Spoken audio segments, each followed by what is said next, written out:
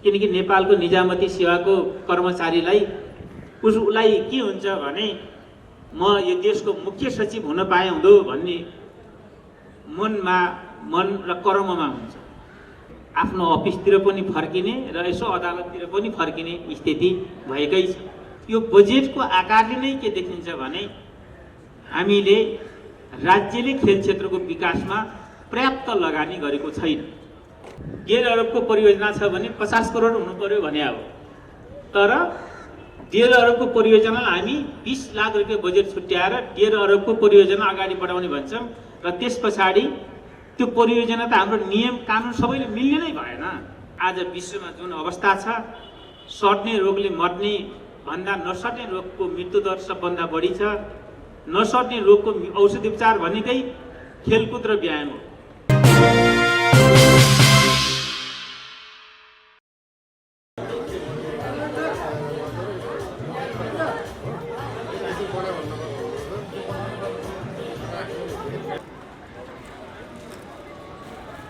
सम्पूर्ण साथीहरू, कर्मचारीहरू, त्यसैगरी आजको यस एवं कार्यकारी समितिका सदस्य श्री नन्दा बोर्ड सदस्यज्यू आउँदै हुनुहुन्छ।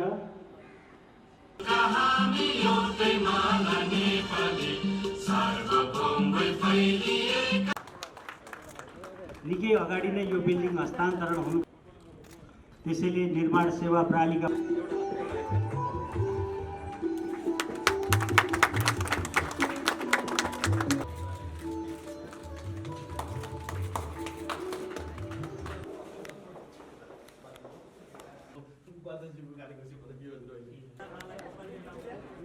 प्रत्येक वर्ष सम्मान उहाँको यस परिषदमा सेवा गरे।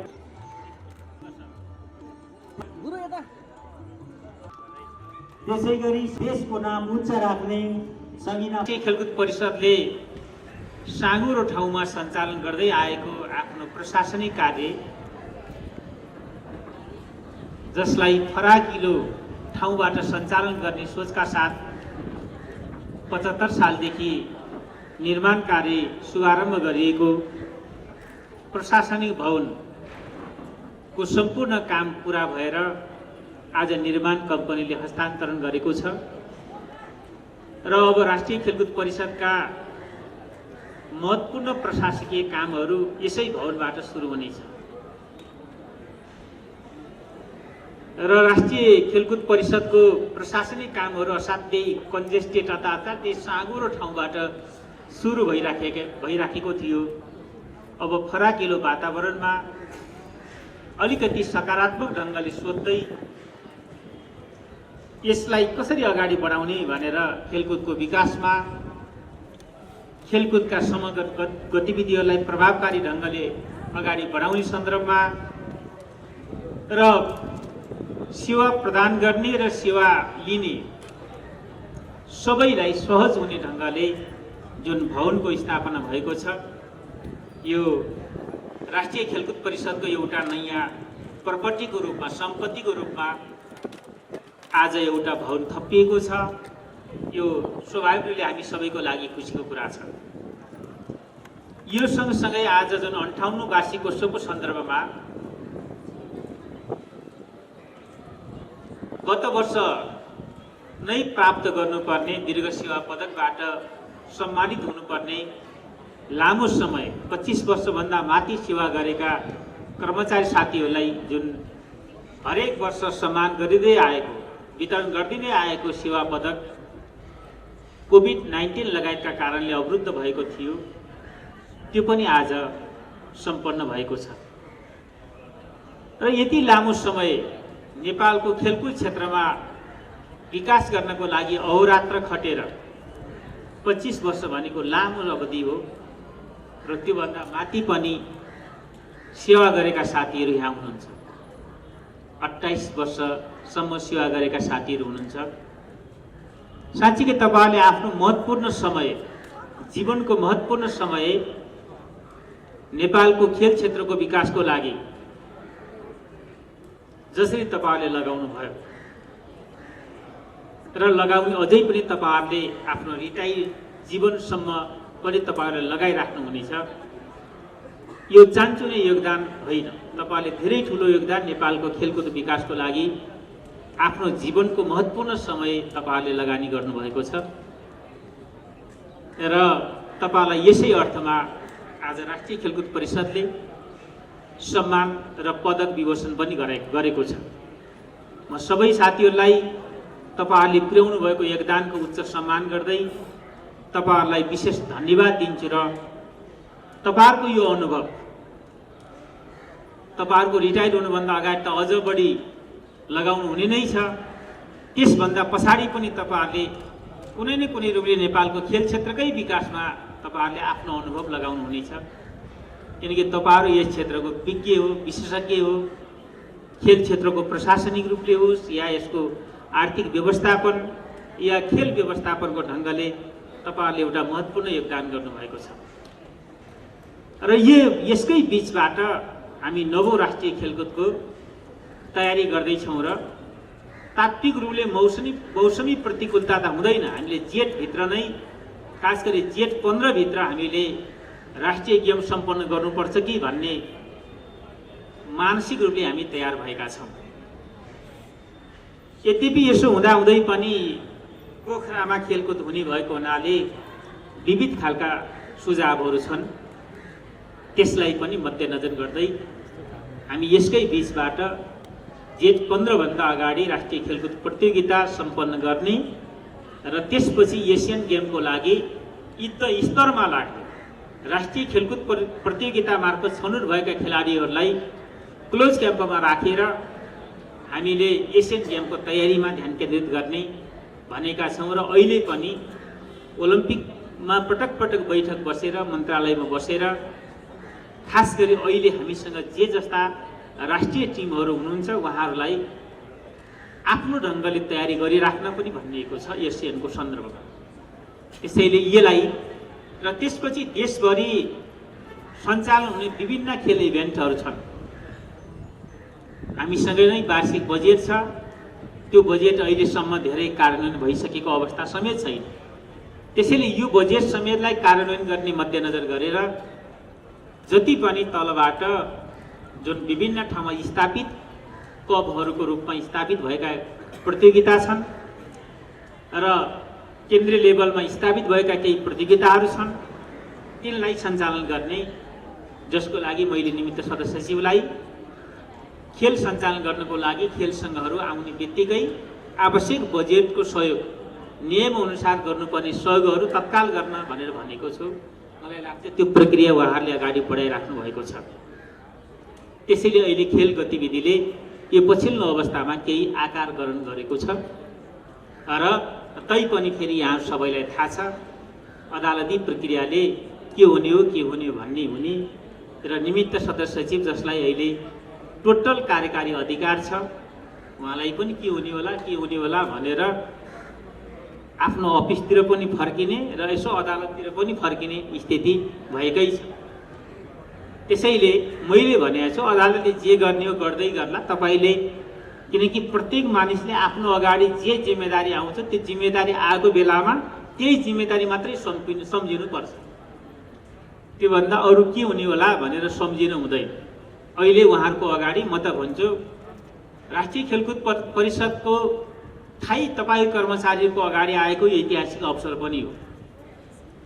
आगामी दिनमा अब सदस्य सचिव केही कुनै कारणले अनुपस्थित भयो या सदस्य सचिव केही कुनै कारणले काम गर्ने वातावरण उसलाई भएन भने पनि सजिलै राष्ट्रिय खेलकुद परिषदकै वरिष्ठतम कर्मचारीले काम गर्ने आधार तयार हुन्छ र मलाई त लाग्छ, मैले एउटा छलफलमा भन्ने पनि गरेका छु, राष्ट्रिय खेलकुद परिषदको सदस्य सचिव राष्ट्रिय खेलकुद परिषदकै त्यसलाई पद सदस्य सचिव नदिएर अर्को केही पनि दिउँला, भोलि ऐन परिमार्जन गरेर त्यो आफ्नो ठाउँमा छँदैछ।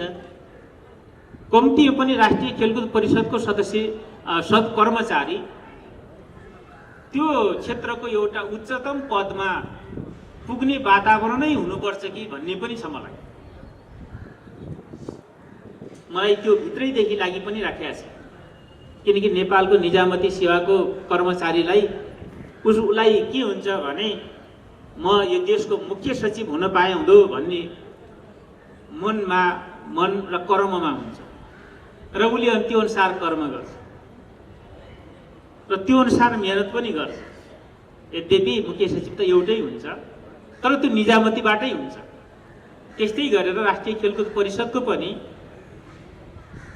सदस्य सचिव अथवा यसको प्रमुख पदमा यसकै कर्मचारीहरू जाने वातावरण विगतदेखि हामीले बनाउँदै गएको भए हुन्थ्यो कि भन्ने पनि लागिरहेको छ।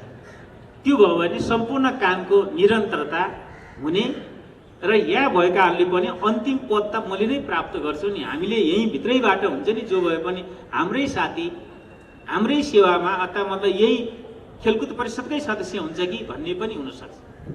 यद्यपि अहिले यो ऐनमा हाम्रो यो व्यवस्था छैन। त्यसैले आगामी दिनमा कतै न कतै हामीले यसलाई परिमार्जन गर्ने समय अवधि हुने बेलासम्म नयाँ ढङ्गले सोध्ने हो कि भन्ने म आफूलाई अहिले खेलकुद मन्त्री भइराख्दाखेरि त्यो लागिराखेको छ।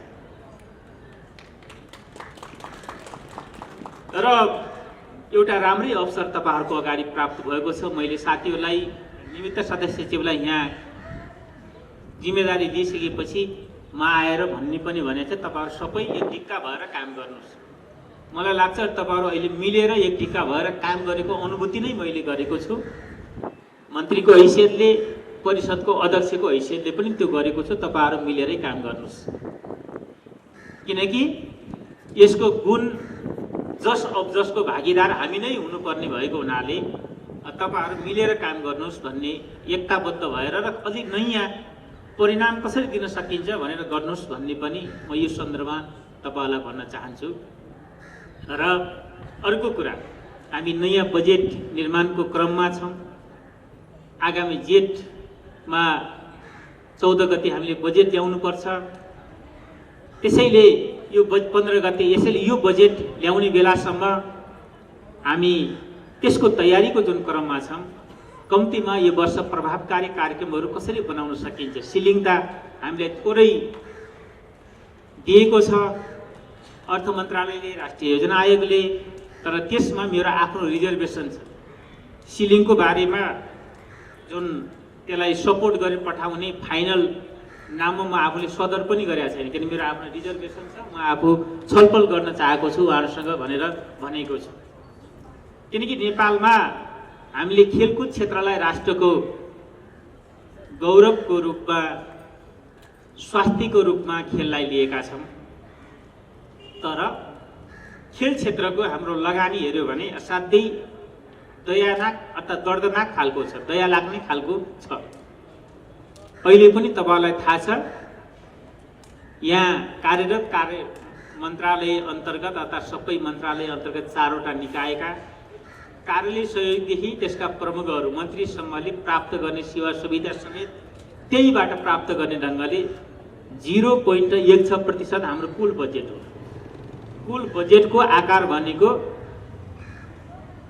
यति आकारमा त 0.16% आकार ओगटेको छ, जसबाट के खेल क्षेत्रको विकास हामीले गर्न सकौँला, अपेक्षित रूपले गर्न सकौँला भन्दाखेरि यो बजेटको आकारले नै के देखिन्छ भने हामीले राज्यले खेल क्षेत्रको विकासमा पर्याप्त लगानी गरेको छैन। किनकि 50 करोडमा तयार हुने एउटा पूर्वाधारको लागि हामी 5 लाख रुपियाँ छुट्याउँछौँ अथवा 10 लाख रुपियाँ छुट्याउँछौँ र त्यस पछाडि बजेट फ्रिज भयो, कार्यक्षमता भएन भन्ने प्रश्न खडा गर्छौँ भने यो जस्तो अवैज्ञानिक कुरा के हुन सक्छ। 50 लाखको एउटा परियोजना, 10 करोडको एउटा परियोजना, 50 करोडको परियोजना,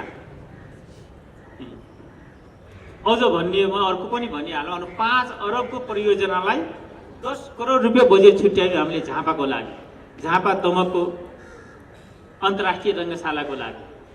त्यसको लागत हो 5 अरब, तर पैसा छ 10 करोड। अनि हाम्रो नियम कानुनले के भन्छ भन्दाखेरि बहुवर्षीय ठेक्का टेन्डरमा जानको लागि 4-5 वटा कुरा हुनुपर्छ भन्छ। जिपिआर हुनु पर्यो, जङ्का प्राप्ति हुनु पर्यो, आइई हुनु पर्यो, स्रोत सुनिश्चित हुनु पर्यो र स्रोत सुनिश्चित हुँदाखेरि एक तिहाई स्रोत सुनिश्चित हुनु पर्यो भन्छ। 3 वर्षमा कम्प्लिट गर्ने, त्यसको लागि 1/3 स्रोत सुनिश्चित हुनु पर्यो भन्छ। 1.5 अरबको परियोजना छ भने 50 करोड हुनु पर्यो भने अब, तर 1.5 अरबको परियोजनालाई हामी 20 लाख रुपियाँ बजेट छुट्याएर 1.5 अरबको परियोजना अगाडि बढाउने भन्छौँ र त्यस पछाडि त्यो परियोजना त हाम्रो नियम कानुन सबैले मिल्ने नै भएन। न बहुवर्षीयमा लिन मिल्छ, न साल बसालीमा लिन मिल्छ।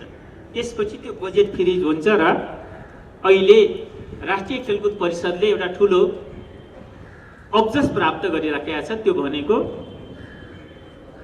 ठुला परियोजना छन् तर बजेट सानो अंशमा बजेट छुट्याइएको छ र त्यसपछि कार्यक्षमता भएन भन्ने क्वेसन खडा भयो।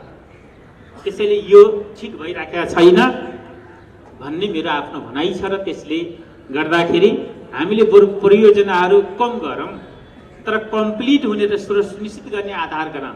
यदि कि त परियोजना समावेशै गर्नु भएन राष्ट्रिय योजना आयोगले अर्थ मन्त्रालय, त्यो पनि भनाइ मेरो छ र यो खालको स्थितिबाट हामी अहिले छलफल गर्दैछौँ। त्यसैले आगामी बजेटलाई अलि प्रभावकारी ढङ्गले कसरी अगाडि बढाउन सकिन्छ भन्ने कुरा पनि छ र यो वर्षको बजेट कार्यान्वयनको सन्दर्भमा पनि अब हामी अन्तिम चरणमा छौँ। यहाँ सबै कर्मचारी साथीहरू, हाम्रो निर्माण शाखा, आर्थिक शाखा, प्रशासन सबैले अलि बढी आफ्नो समय बढी निकालेर छिटोभन्दा छिटो यस वर्षको बजेट कार्यान्वयनको प्रक्रियालाई समयमै सम्पन्न गर्ने ढङ्गले सोध्नुपर्छ। जो बहुवर्षीय या ठुलो रकमको या स्रोत सुनिश्चित नभएका बाहेकका अरू परियोजनाहरूलाई समयमै सम्पन्न गर्ने पनि हाम्रो ध्यान जानुपर्छ भन्ने कुरा यस सन्दर्भमा राख्न चाहन्छु। र यति कुरा मैले राख्दै गर्दाखेरि हामी 2-3 वटा कुरामा हाम्रो ध्यान जानुपर्छ। सबै हामी खेल क्षेत्रका मानिसहरूले हाम्रो जिम्मेदारी, ड्युटी, दायित्व जुन खेलै भएको छ, खेलकुदको विकास हो भन्नेबाट हामीले सोचेको हुनाले अब तपाईँ हामी सबैले भन्न सक्नुपर्छ, खेल एउटा सामान्य क्रियाकलाप मात्रै होइन, यो कुनै मनोरञ्जन या सामान्य क्रियाकलाप होइन, यो उद्योग नै हो,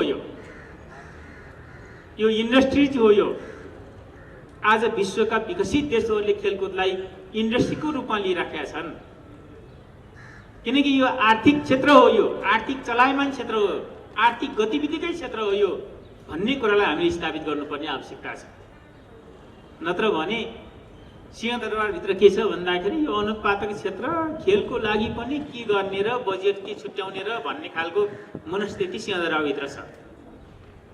म पनि सिंहदरबारको एउटा मतलब कार्यकारी भूमिकाकै मान्छे भए। सिंहदरबारभित्र त्यो खालको मनस्थिति भएको हुनाले हाम्रो अगाडि चुनौती छ खेलको विकासको लागि। त्यसैले खेल क्षेत्र भनेको यो आर्थिक क्रियाकलापको क्षेत्र हो, यो रोजगारको क्षेत्र पनि हो, यो पर्यटन हो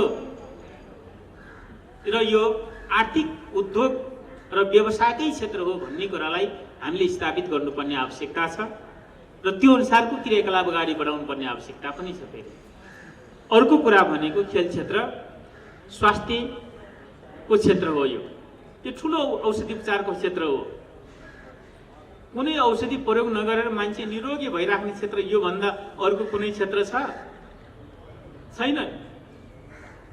त्यसैले यो ठुलो औषधि उपचार हो, स्वास्थ्य हो यो। त्यसैले हामीले